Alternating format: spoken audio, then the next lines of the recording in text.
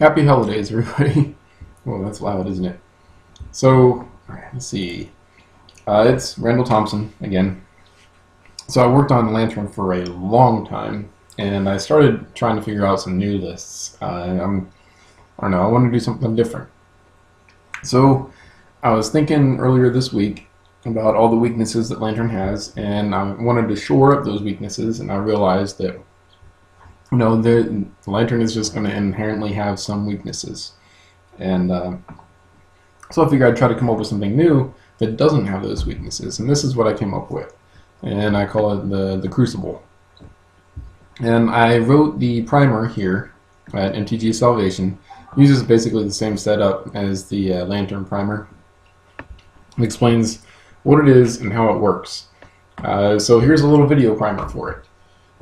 So the main idea is basically lock the opponents out of the game. You use a Chalice of the Void to cut off everything that costs 1. Wow, that's taking a long time to load. Ensnaring Bridge, which if you're familiar with Lantern, you're familiar with Bridge. And really, Crucible Worlds and Ghost Quarter together.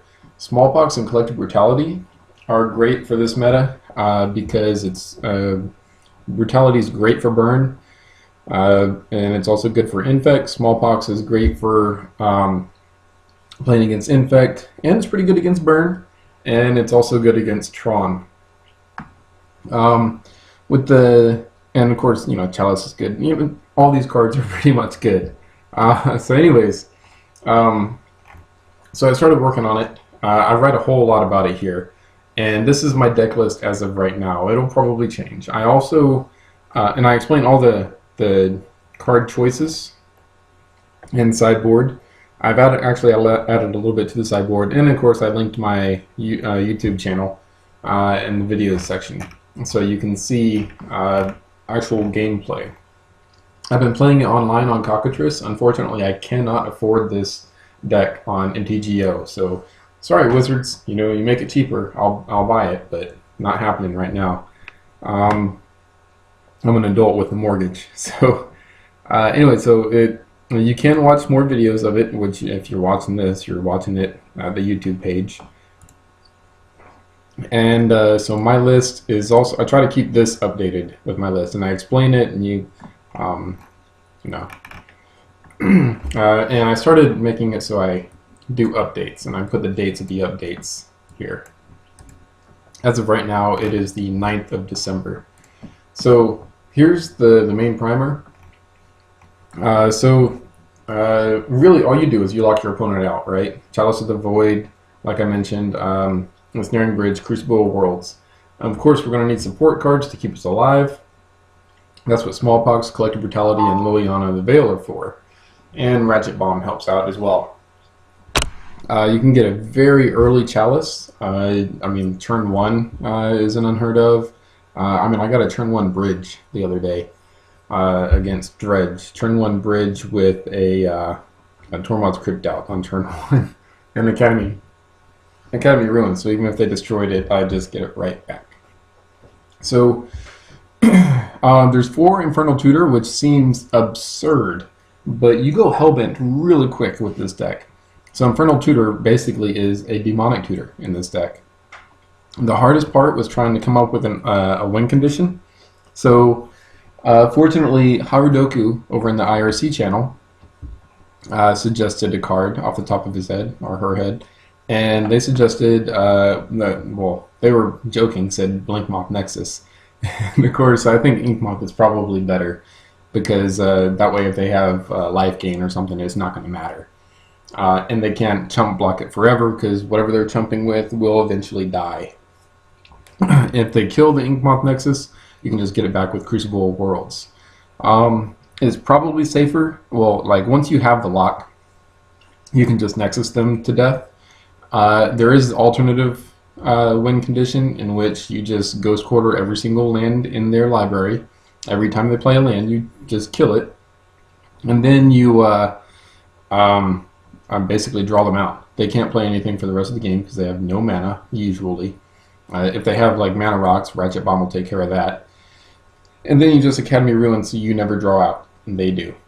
So And like, let's say they have an Emrakul and they just keep discarding Emrakul, well, Ink Moth Nexus will work. So one of the two is going to work, typically. Like, and there's going to be rare cases where somehow they manage to avoid both of those losing conditions, but doing so is going to take a rather large amount of work and luck.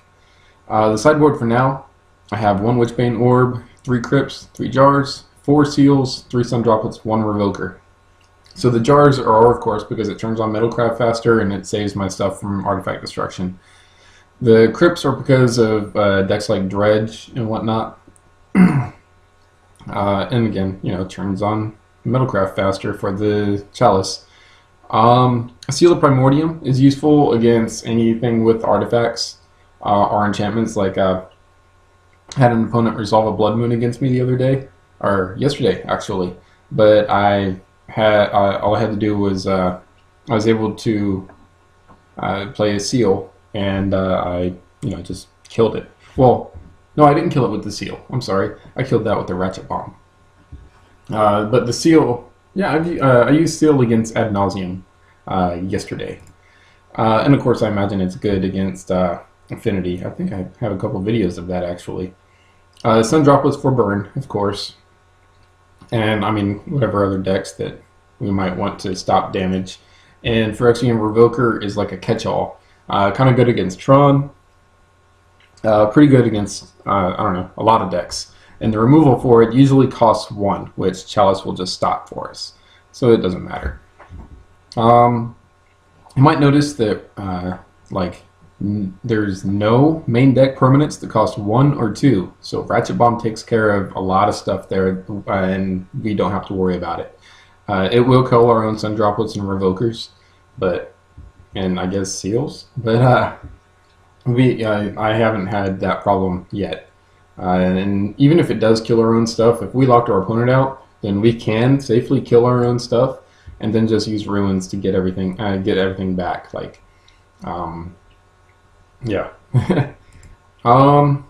So that's the deck. I imagine it's pretty miserable to play against, but I build the deck to win, not to try to make my opponents feel good. One of the major complaints that I heard about Lantern was that it's not interactive, and some examples was they would say like Liliana's interactive, or Collective Brutality is interactive, and okay, well, I'll tell you what. I'll play a deck with Liliana and Collective Brutality. Or I'd have problems where people would, when I was playing Lantern, they would stall out as long as they could, thinking about plays that have no relevance to the game state. And technically, according to the judge rules, that is stalling, and that is a disqualification. But I played at Star City Games in Baltimore, and the head judge was sitting there watching us, and my opponent did exactly that, playing really slowly, and a whole bunch of stuff that didn't matter. And we ended up drawing even though I had the winning position. And so that was also one of the things that made me want to make this deck. So this way, you know what, if they don't have lands, they're not going to have decisions to make. So, usually. So yeah. So here's the deck. Feel free to take and check out the primer. Again, feel free to check out this page as I update the deck. And of course, I'll update the primer as well. And you can usually find me in the IRC channel, the MTG Salvation IRC channel. So hopefully, I don't know, you might enjoy building this deck. It does cost a ridiculous amount of money, unfortunately. As of right now, it says like, what, $1,400? So that's a little disappointing. Wizards, if you could do something about that, that would be super. Aside from banning, don't ban to make things cheaper. But if you could reprint a few things for, us adults with bills and kids and stuff, that would be cool. So anyway, I did send this list to a few people. I tweeted Zach Elsick. I gave it to Paul Chun and my good friend Mike Maz. Mike Maz has helped me a lot with the testing and whatnot, on Lantern, and figuring out new angles. And so he was actually the first person that I think I talked to about this deck. So anyways, hopefully you find this enjoyable and informative, and you'll keep watching to videos as they come out, and we'll start seeing this deck become prevalent in the meta. All right, thanks for watching, and I'm going to go ahead and start recording some gameplay videos that I have from Cockatrice and start uploading those. All right.